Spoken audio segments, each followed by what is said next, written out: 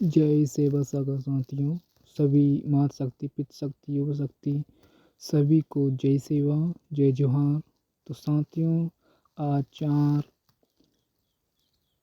विवाह के नियम या मंडमिंगना नेंग क्या होता है, इसके बारे में जानेंगे। तो साथियों, आगे बढ़ते हैं और वीडियो को देखें और अपने मन में चिंतन मनन जरूर करें साथियों। तो आगे बढ़ते हैं। 4 का 1 गोंडी सगा समुदाय में लड़के लड़कियों के विवाह अनुक्रम से 20 और 25 वर्ष आयु पूरे होने पर ही करने का रिवाज है, क्योंकि 3 वर्ष की आयु से लेकर 18 वर्ष की आयु गोकुल में शिक्षा प्राप्त करने की होती है। वर्तमान में गोकुल व्यवस्था नष्ट हो जाने से आधुनिक शिक्षा संस्थाओं में युक्त आयु तक शिक्षा प्राप्त करनी चाहिए। 4.2 युक्त है। 4.1 के प्रावधान के बावजूद भी यदि किसी कारणवश 18 वर्ष आयु के पूर्व ही कन्या का विवाह हो जाता है तो युक्त निर्धारित आयु तक कन्या का गौना नहीं दिया जाता, जिस गोंडी में बोराना सियाना ने कहते हैं। इस रिवाज का किसी व्यक्ति के द्वारा पालन नहीं किया गया तो वह पंचायती दंड का पात्र होता है। 4.3 गौड़ समुदाय में नारी को एक शक्ति के रूप में माना जाता है, इसलिए कन्या हेतु वर की तलाश नहीं की जाती। बल्कि वर हेतु वधू की तलाश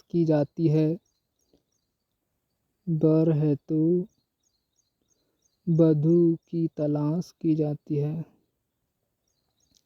4.4 गोंड समुदाय में लड़की मांगने या टुल्ली या तलकीना या रिश्ता जोड़ने हेतु सर्वप्रथम दोनों पक्षों में रोटी स्वीकारने या साड़ी सूड़ी का विचार होता है। कन्या की मंगनी करने हेतु वर पक्ष के लोग रोटी बांधकर ले जाते हैं।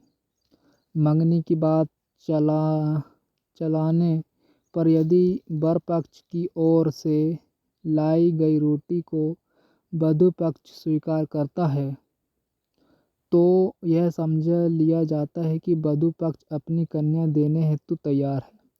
यदि रोटी स्वीकारने पर कुछ दिन बाद वधू पक्ष बेटी देने के लिए नकारता है तो वह पंचायती दंड का पात्र होता है। उसी तरह वधू पक्ष द्वारा रोटी स्वीकारने का नेंग हो जाने पर वर पक्ष की ओर से कन्या को नकारा जाता है तो वह सामुदायिक अपराधी हो जाता है और पंचायती दंड का पात्र होता है। 4.5 रोटी स्वीकारने पर गांव के पंचों के समक्ष कन्या को चौका पर बिठाकर उससे वर पक्ष की ओर से टीका या तिलक लगाकर कन्या के मंगनी का रस्म संपन्न किया जाता है। मंगेतर कन्या का फलदान होने पर यदि कन्या के माता पिता उसका विवाह किसी दूसरी जगह तय करते हैं तो वे पंचायती दंड के पात्र होते हैं। उसी तरह वर पक्ष अपने लड़के का विवाह किसी दूसरी कन्या से तय करते हैं तो वे भी पंचायती दंड के पात्र होते हैं। 4.6 गो विवाह तिथि या मंडमिना टिवांग तय करने हेतु गांव के पंच वर वधू के माता पिता तथा भूमिका आदि मिलकर चढ़ते बेरा यानी सुबह कोरा मिट्टी के परई में जल भरकर उसमें चावल के दाने छोड़ते हैं और निश्चित दिन के नाम लेने पर यदि वे एक दूसरे से जुड़ जाते हैं तो वह दिन तथा समय तय किया जाता है। विवाह तिथि किसी दूसरे जाति धर्म तथा समाज के लोगों द्वारा तय किया जाना अमंगल माना जाता है। 4 का 7 है सगाई की तिथि, मंडप की तिथि, विवाह की तिथि और चिकला मांदी की तिथि युक्त प्रक्रिया से निर्धारित कर वर पक्ष वधू के घर खर्ची या कोदाई पहुँचाने या पड़ीना बारात लेकर जाता है और वधू पक्ष को सगा पंचों के समक्ष खर्ची या कोदाई अर्पित करता है, जिसे वधू पक्ष के माता पिता अपनी इच्छा से पूर्ण या आंशिक रूप से स्वीकारते हैं। उसी वक्त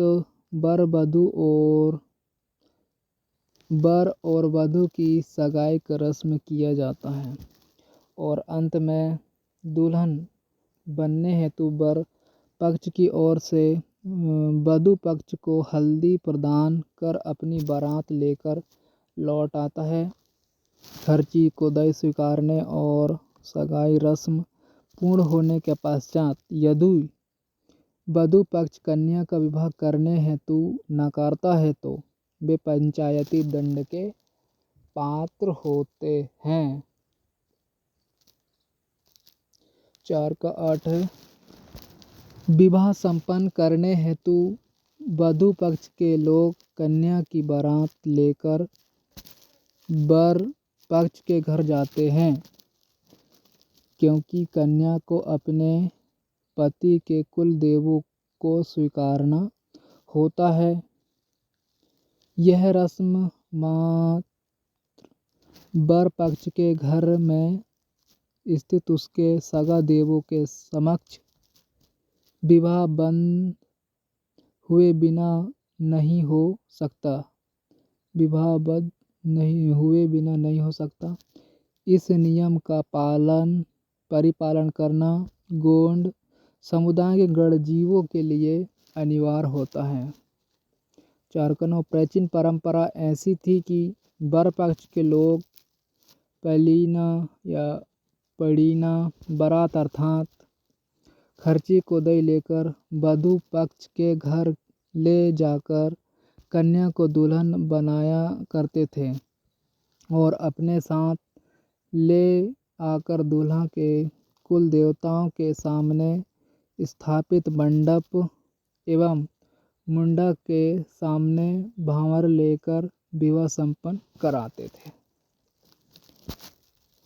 और फिर है 4 का 10वां मंडप के नीचे परसपेन शक्तिपीठ का मुंडा स्थापित कर उसके पूर्व दिशा में कन्या और पश्चिम दिशा में पूरब की ओर मुँह करके लड़के को खड़ा कर भूमिका द्वारा वर वधू की मणिमी या गट्ठी या लग्न गांठ बांधा जाता है। तत्पश्चात स्थापित परसपेन शक्तिपीठ मुंडा को दाएं से बाएं वर आगे और वधू पीछे होकर एक दूसरे के हाथ थामकर 7 भांवर लेकर विवाह संपन्न किए जाते हैं। भांवरों का नेम पूरा होने पर सगा भूमिका वर वधू को 7 प्रतिज्ञाएं कराता है, जो निम्न प्रकार होते हैं। 4 का 10 एक है आमोट परसापेन तून सखाते इरिसी कवयाता कुटमार जीवा उचिहो को हम परसापेन फड़ापेन बुढ़ालपेन को साक्षी रख कर सुंदर सजीला सांसारिक जीवन बसाएंगे।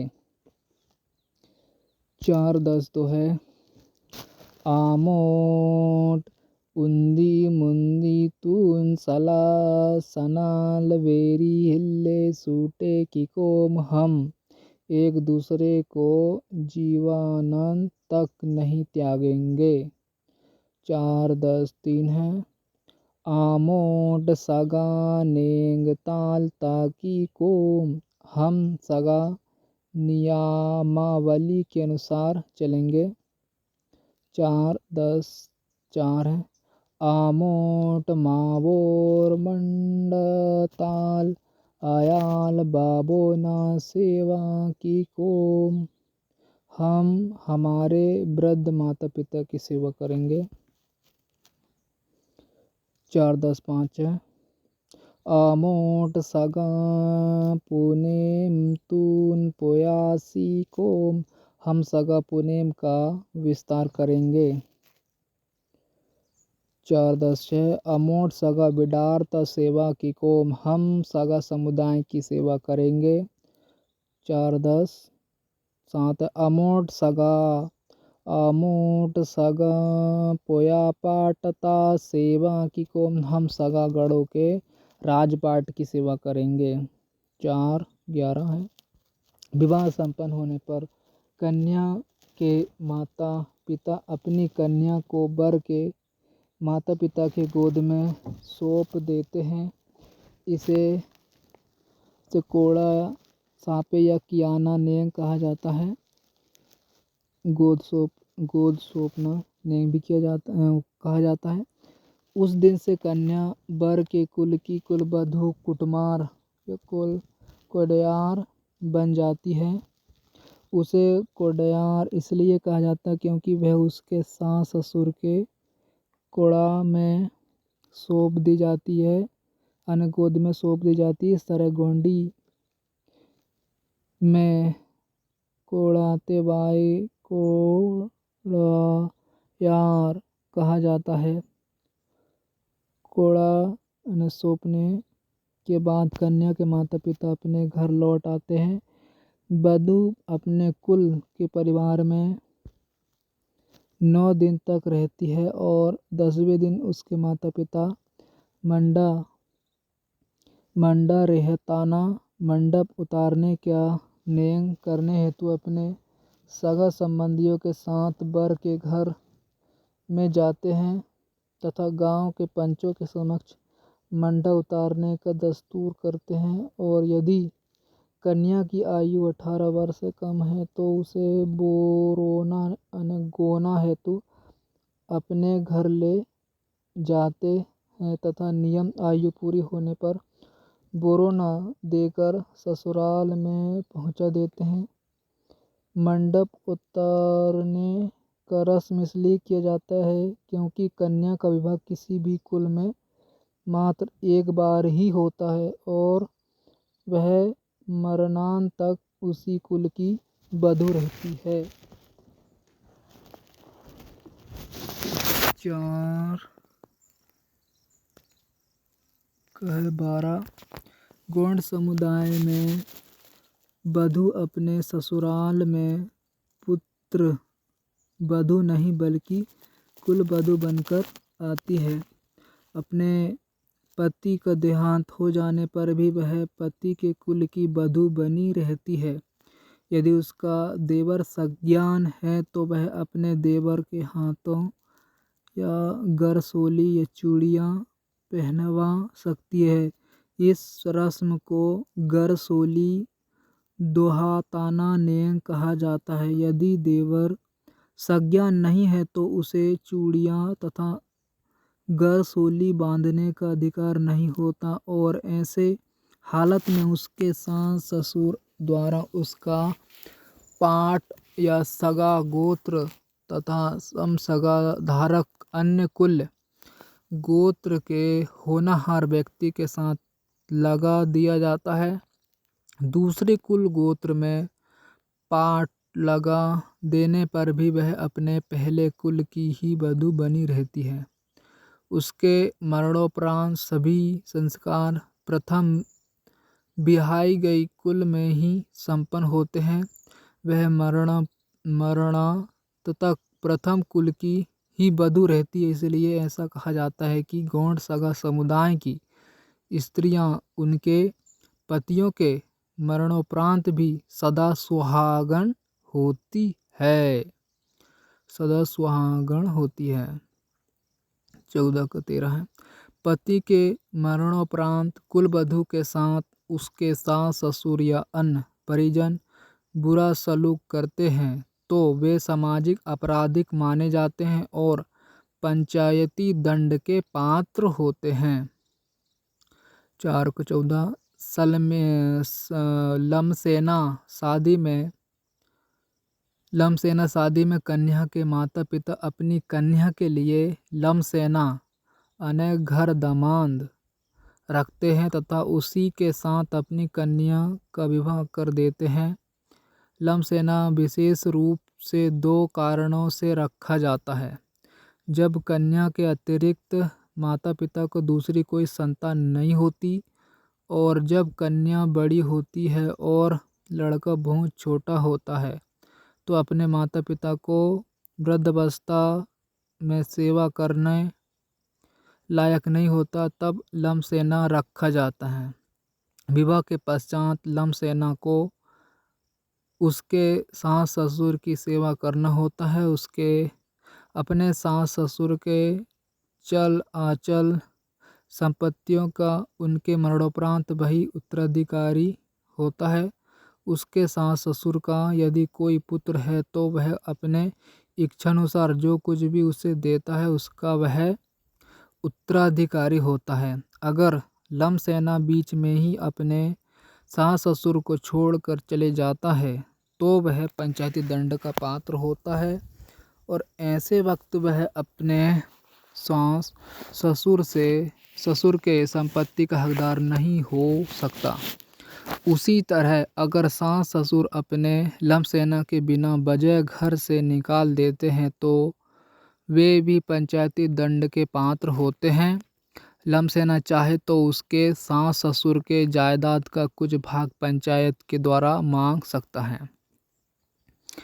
4 का 15 रोन सोड़ी ताना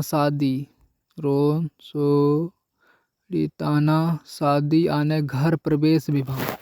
इस विवाह में जब कोई लड़का लड़की का आपस में प्रेम संबंध हो जाता है और लड़की के माता पिता अनजाने में अपनी कन्या का विवाह किसी और लड़के से कर देना चाहते हैं तो ऐसे वक्त लड़की स्वयं लड़के की अनुमति से उसके घर चले जाती है, जिसकी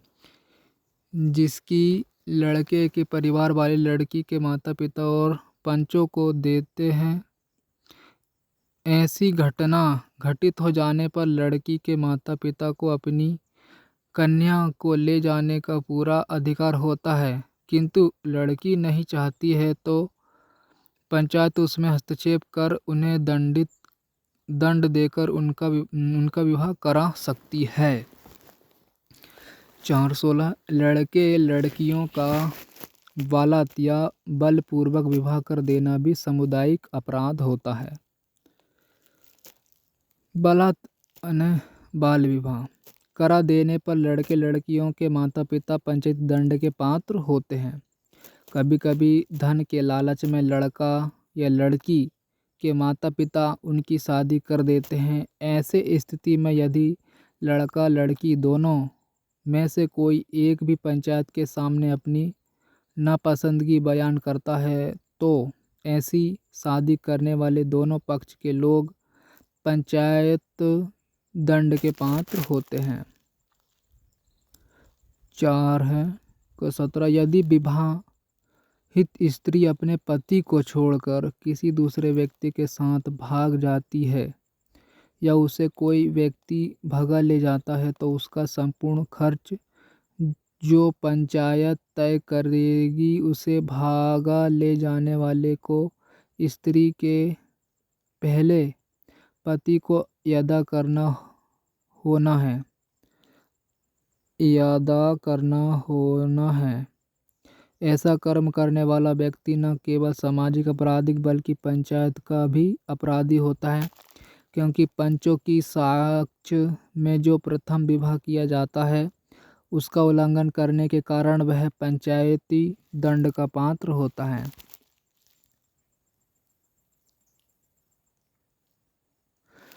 4 का 18 विवाहित स्त्री को छोड़ना सामाजिक अपराध है। विवाहित स्त्री को छोड़ना सामाजिक अपराध है। ऐसा करने पर स्त्री पंचायत के सामने दावा कर सकती है। उसी तरह यदि स्त्री अपने पति को छोड़कर अपने माता पिता के घर जाकर बैठ जाती है तो वह भी पंचायत दंड का पात्र होती है। ऐसे स्त्री को यदि उसके माता पिता अपने घर में रखते हैं तो वे भी पंचायती दंड के पात्र होते हैं। अगर पुरुष स्त्री को छोड़ता है तो स्त्री उसके कुल की संपत्ति का हकदार होती है। यदि उसे संपत्ति का हक नहीं देने वाला पंचायती दंड का पात्र होता है।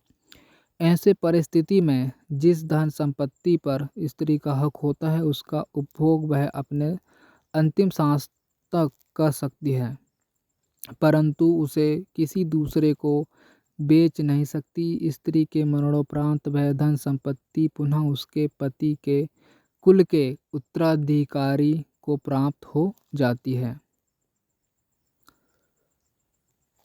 4 का 11 पति के नहीं 19 है ना 4 करने से पति के मरणोपरांत कुलवधू चाहे तो अपने सज्ञान देवर के हाथ चूड़ियाँ पहन सकती है, किंतु उसे बलपूर्वक चूड़ियाँ नहीं पहनाने जा सकते। अगर यह कार्य बलपूर्वक किया जाता है तो वह सामाजिक अपराध है और ऐसे अपराध के लिए वह पंचायती दंड का पात्र होता है। 4 का 20 है प्रथम विवाहित स्त्री से संतानोत्पत्ति नहीं होने पर पति अपने पत्नी की संपत्ति से दूसरा विवाह कर सकता है। यदि पत्नी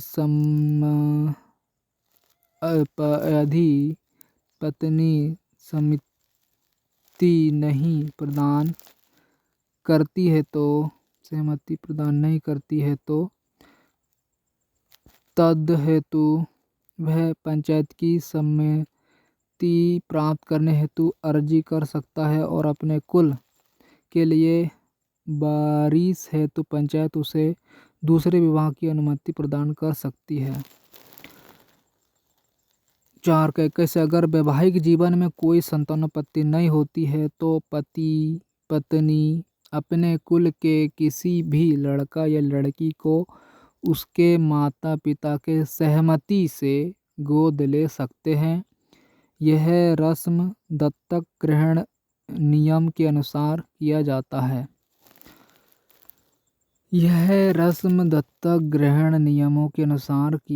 है। तो सगा साथियों इस ऑडियो वीडियो को यहीं समाप्त करते हैं। सभी को जय सेवा, जय जोहार, जय भीम, जय संविधान, जय मूल निवासी, जय गोंडवाना।